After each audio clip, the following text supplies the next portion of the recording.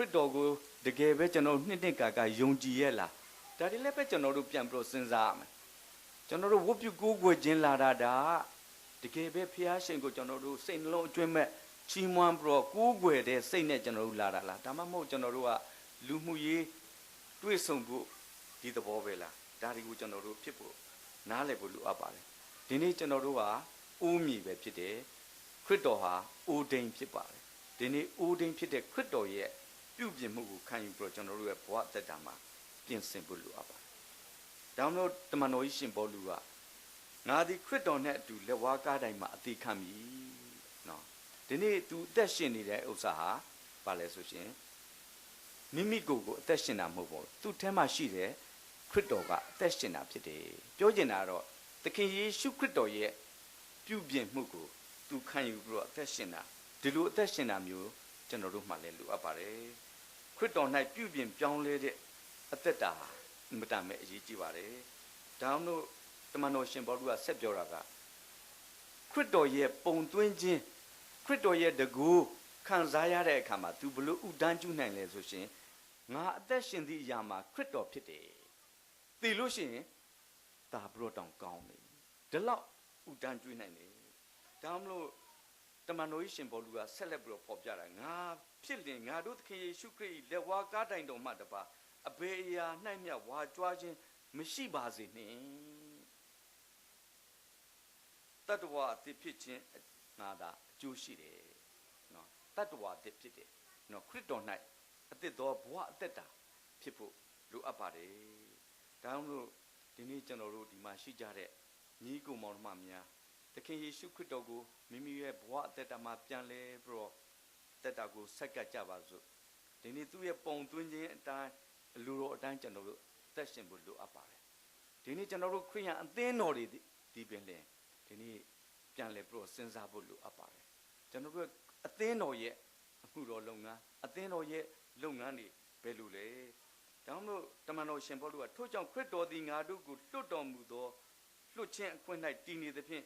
ကြုံခံရတဘိုးကိုထမ်း၍ချီနှောင်ခြင်းကိုတဖန်မခံကြနဲ့နော်နောက်တဖန်အဲ့ဒါမျိုးမခံကြပါတော့နဲ့ခရစ်တော်ကိုယုံပြီးလို့ရှိရင်တော့ကျွန်တော်တို့လွတ်ပြီဒါဂလာတိခန်းကြီး9အပိုင်ငယ်1ဒါကြောင့်မလို့အသင်းတော်ဟာတပည့်တော်များအားခရစ်တော်နှင့်တူအောင်ဆောင်ရွက်ရတွင်မိမိတို့အသက်တာတွင်ခရစ်တော်ရှိခြင်းကိုဖော်ပြခြင်းဖြစ်တယ်ဒီနေ့အသင်းတော်ရဲ့လုပ်ငန်းကဘာလဲဒီနေ့အသင်းသူအသင်းသားများကျွန်တော်တို့ရဲ့အသင်းတော်မှာသခင်ယေရှုခရစ်တော်ကျွန်တော်တို့နဲ့အတူရှိတဲ့အရာကိုဒီနေ့ဖော်ပြတဲ့အမှုတော်လုပ်ငန်းတွေပဲဖြစ်တယ်ဒါမှမဟုတ်ဒီနေ့အသင်းတော်ရဲ့လုပ်ငန်းတွေဖြစ်တဲ့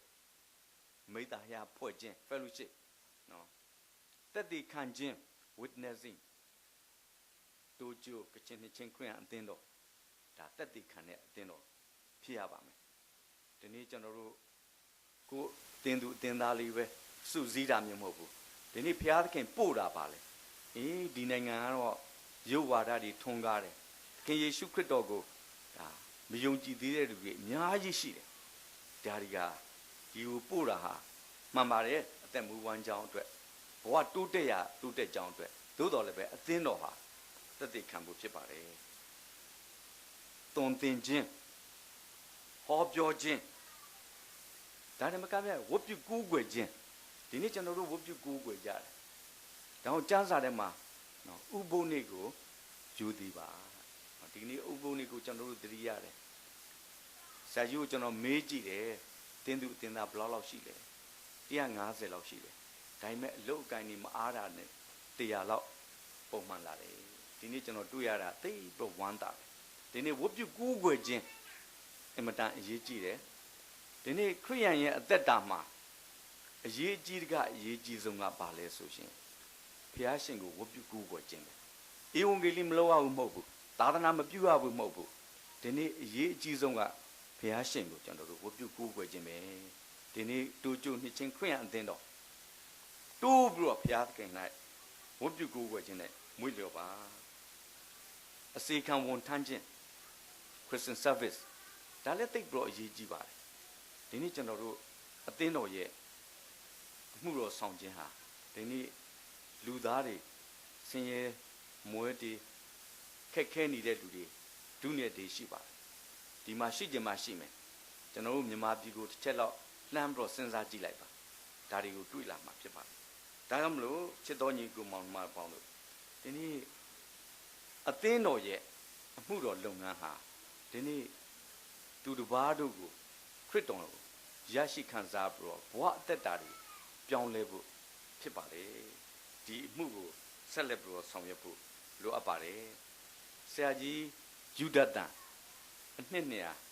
ကျေးဇူးချီးမွမ်းပွဲကျွန်တော်တို့ပြုလုပ်ဖို့3 နှစ်ပဲလို့တော့အဲ့တော့ဆရာကြီးယူဒတ်တန်အကြောင်းကိုနည်းနည်းလေးဖော်ပြခြင်းတယ်ဆရာကြီးယူဒတ်တန်ကအမေရိကန်နိုင်ငံမက်ဆာချူးဆက်ပေါ့မော်လ်တန်မြို့လေးမှာမွေးဖွားပါတယ်သူကတင်းဟုတ်ဆရာသားသမီးဖြစ်တယ်အဲ့တော့သူကစာပေအရာမှာတိတ်ပြီးတော့ထူးချွန်တယ်ဒီနေ့ကျွန်တော်တို့ဖတ်နေတဲ့ဒီကျမ်းစာသူဘာသာပြန်ခဲ့တာပဲပြုစုတာအင်္ဂလိပ်မြန်မာအင်္ဂလိပ်အဘိဓမ္မာတွေလည်းသူပြုလုပ်ခဲ့ပါတယ်သူရဲ့အမှုတော်လုပ်ငန်းတွေကိုကျွန်တော်မပြောလို့တော့ဒီနေ့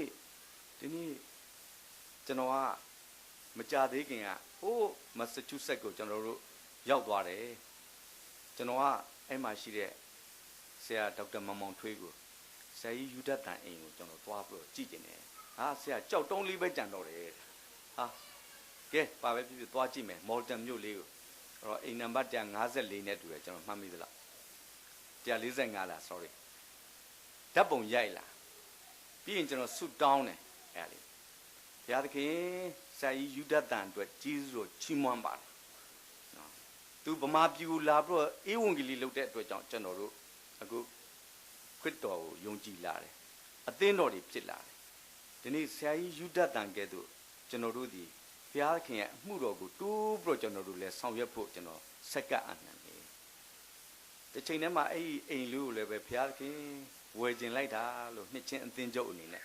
နော်ပတ်စံတော့မရှိသေးဘူးသို့တော်လည်းပဲကျွန်တော်ဝယ်နိုင်မယ်လို့ထင်တယ်အဲ့ဒါကိုအနှစ်200ကျေးဇူးချီးမွမ်းခြင်းမှာအဲ့ဒီအဆောက်အဦကတကယ်ပဲအထင်ကြီးကကျွန်တော်တို့အတွက်ဒါအဖိုးမဖြတ်နိုင်တဲ့အိမ်လေးပဲအရင်တော့ကအိမ်လေးကအမဲလေးတဲ့အခုတော့သူများကိုရောင်းပလိုက်တော့အဖြူလေးဖြစ်သွားပြီထဲထားတော့အဲ့ရှိမှကြောက်တုံးလေးပဲရှိတော့တယ်အဲ့ဒီကြောက်တုံးလေးမှလည်းပဲဘာစာမှမရှိတော့ဘူးပျောက်သွားပြီအဲ့တော့ကျွန်တော်ဘာပြောရင်လဲဆိုရင်ဆရာကြီးယူဒတ်တန်ကတော်တဲ့လူကြောက်ဖြစ်တယ်သို့တော်လည်းပဲ तू ကတက်ကတူတက်တဲ့အခါမှာ तू က philosophy တွေသင်ပြီးတော့ तू ကခရစ်တော်ကို तू ကမယုံခရစ်တော်ကိုမယုံတာမကဘဲနဲ့ဖျားမဲ့ဝါဒ तू ကဆွဲလန်းသွားတယ်နော်ဖျားဆိုတာမရှိပါဘူးသို့တော်လည်းပဲအတူချုပ်ပြောမယ်ဆိုရှင်နောက်ပိုင်းမှာဘုရားသခင်ကသူ့ကိုပြုပြင်လိုက်တဲ့အခါမှာခရစ်တော်ကိုပြန်ပြီးတော့ကယ်တင်ပိုင်ရှင်ဖြစ် तू ကယုံကြည်ပြီးတော့ယုံကြည်ဖို့မကဘဲနဲ့ဆက်ကတ်တယ်သူတို့အသင်းတော်မှာသူ့ကိုတင်းဟုတ်ဆရာပြန်ခန့်ဖို့သူ့ကိုကန့်လှမ်းတယ်မဟုတ်ဘူးကျွန်တော်မှာတခြားအမှုတော်လုပ်ငန်းရှိတယ်နောက်ဆုံးဗမာပြည်မှာရောက်လာဆရာကြီးယူဒတ်တန်ရဲ့ဘဝအသက်တာသာမပြောင်းလဲပဲနဲ့သူဟာဖျားမဲ့ဖြစ်တယ်ဆိုရင်ကျွန်တော်တို့လည်းပဲခရစ်တော်ကိုသိလာမှာမဟုတ်ဘူးချစ်တော်ညီကိုမောင်နှမပေါင်းလို့ဒီနေ့ကျွန်တော်တို့ဘဝအသက်တာမှာလည်းပဲပြန်လဲစဉ်းစားပြီးတော့ဒီနေ့ကျွန်တော်တို့ရဲ့ဘဝအသက်တာပြောင်းလဲခြင်းအပြင်ခရစ်တော်၌ပြောင်းလဲခြင်းအပြင်ဒီနေ့ကျွန်တော်တို့ရဲ့အသင်းတော်ကျွန်တော်တို့ရဲ့မိသားစုကျွန်တော်တို့ရဲ့ပတ်ဝန်းကျင်ကျွန်တော်တို့တိုင်းနိုင်ငံကဘာကြီးကိုကျွန်တော်တို့ပြောင်းလဲကြပါစို့နောက်ဆုံးအနေနဲ့တမန်ကျမ်းစာတစ်ချက်ကိုဖတ်ခြင်းအပြင်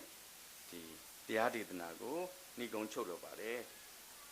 စိတ်လုံးသစ်ကိုငါပေးမည်သဘောသစ်ကိုတွင်ထားမည်သင်တို့ကိုခန္ဓာတဲကကြောက်နှလုံးကိုနှုတ်၍အသားနှလုံးကိုပေးမည်ငါဝိညာဉ်ကိုလည်းသင်တို့အထက်သို့တွင်းပေးသဖြင့်